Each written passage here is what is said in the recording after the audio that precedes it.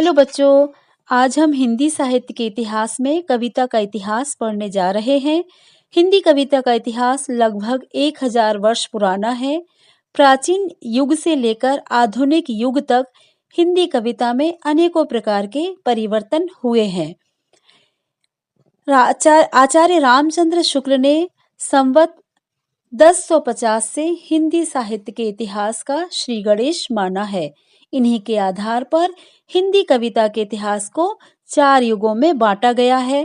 पहला युग है वीरगाथा काल, दूसरा है भक्ति काल, तीसरा है रीतिकाल और चौथा है आधुनिक काल।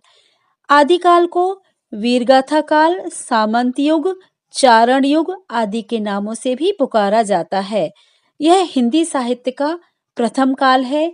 हिंदी का प्रारंभिक काल इसी युग में देखने को मिलता है। आदि का अर्थ होता है प्रारंभ। हिंदी साहित्य का प्रारंभिक युग होने के कारण इसे आदिकाल के नाम से जानते हैं। इस युग का इतिहास देखने से मालूम होता है कि भारतवर्ष छोटे छोटे राज्यों में विभाजित था। यह हिंदू काल था। सभी राज्यों के राजा हिंदू राजा थे। उत्तरी भारत में मुसलमानों के आक्रमण प्रारंभ हो चुके थे। हिंदू राजा भी परस्पर लड़ा करते थे। लड़ाई राज्य विस्तार के लिए होती थी। स्वयंवर की प्रथा थी। कभी कभी कन्या का अपहरण करने के लिए भी युद्ध होता था। शौर्य प्रदर्शन के उद्देश्य से भी युद्ध आयोजित किए जाते थे। यह युग लड़ाई भड़ाई का युग था।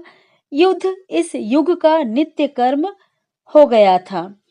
इस युग के कवि चारण व भाट थे। वे राजाओं के आश्रय में रहते थे।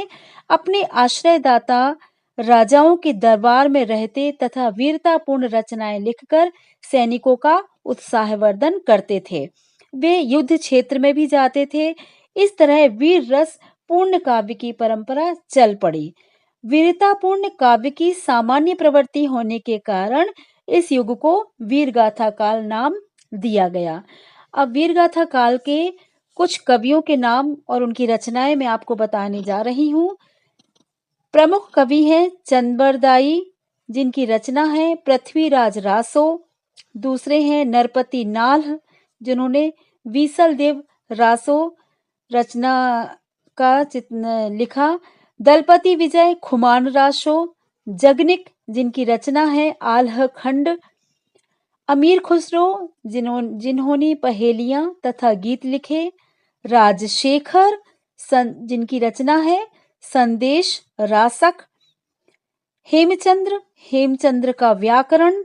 मेरुतुंग, प्रबंध चिंतामणि और विद्यापति, जिन्होंने कीर्ति पताका और परावली इनकी प्रमुख रचनाएं हैं।